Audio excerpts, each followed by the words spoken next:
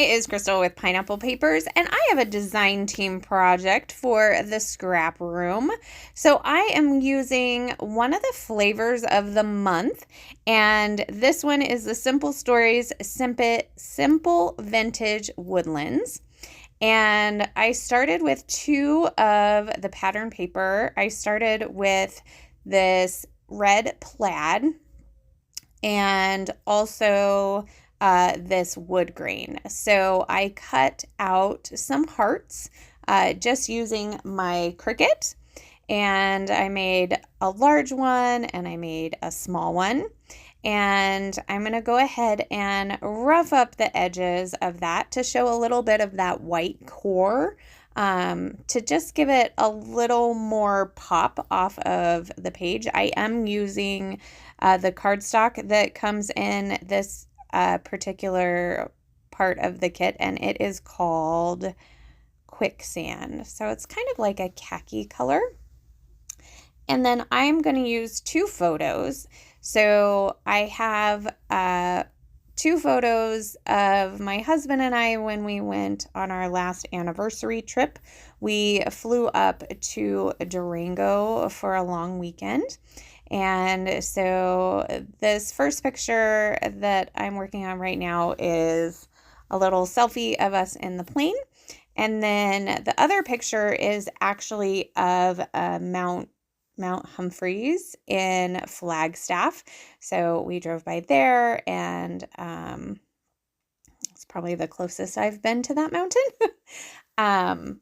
And this particular photo was actually a portrait 4x6, but I trimmed it down a little bit. I did leave the other photo as a 4x6. I don't think I trimmed that one down at all. And I'm going to overlap them kind of like this. I didn't really feel like we needed to see the bracket of the plane.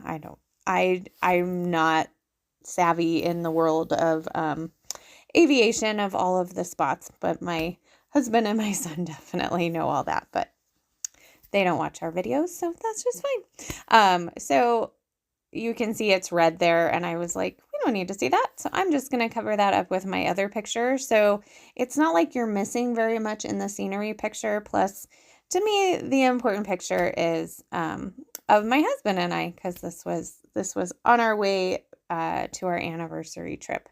So I went ahead and backed my photos in just some white tissue paper, and that's from my stash. And then I'm going to go ahead and I'm going to dig through the embellishment pieces that I got for my flavors of the month. And I pulled out this postcard piece, which will act as a journaling block. And then I pulled a couple of the hearts and a butterfly.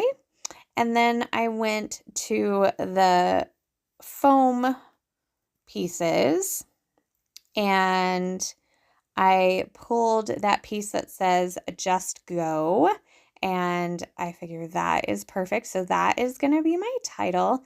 I'm going to just kind of nestle that in kind of where the two photos meet. And then I'm looking at some of the other foam pieces. There is a phrase that I'm going to put on top of the scenery photo, and it says view from here, which couldn't be more perfect for this layout. And then I'm going to grab some of the chipboard pieces. These are from the embellishment add-on or embellishment kit. And I'm going to add a couple of floral bits. And then I'm also going to find a little banner piece, and it says wander. And so I'm going to put those on. I also grabbed some more hearts. I figured you can't have enough hearts on an anniversary layout. So I've got die cut hearts, I have pattern paper hearts, and now I have some chipboard hearts. So I have some blue in that foam piece that says view from here. And so I wanted to add a little bit of blue in each of the clusters. So I have a die cut blue heart down in the bottom. And then at the top, I have another butterfly, and he's a foam sticker. So he's super cute. So I am looking at this paper, and I was like, ooh, maybe I want one of these cut aparts. So I'm going to cut this apart. I think it says something about favorite, and then I go to tuck it under, and I was like, yeah, no, that just doesn't work for me. So I went ahead and glued everything down, and then I grabbed a brown marker from my stash, and I'm just going to make a couple of doodly lines all the way around. And this cardstock is textured, and it has like lines running up and down, so it was kind of fun to kind of run along the lines. So I'm gonna get that, and then I decided that my butterflies needed some butterfly trails.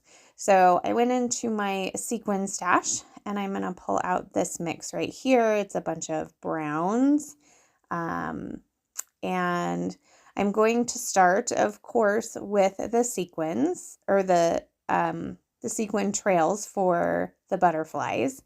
And then I was like, well, then I need some sequins down here in the bottom cluster. So what started out as just sequin trails ended up being extra sequins in each of the clusters. Just gives it a little extra sparkle. So when I do my sequin trails for my butterflies, most of the time I want them all the same, and then I just tend to scatter the rest around, kind of making sure that the same color is not next to the same color when it's in the cluster away from the sequin trails for the butterflies.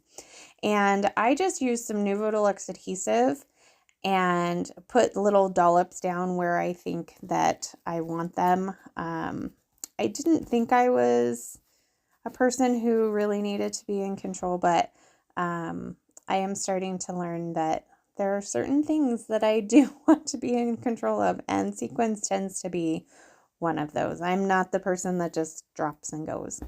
So there is a final look at my layout. I hope you enjoyed it. In the description box below, I will have links to the shop so you can get your hands on these kits, as well as the Facebook group. Check out all of the challenges and see what everybody else is doing with their kit today.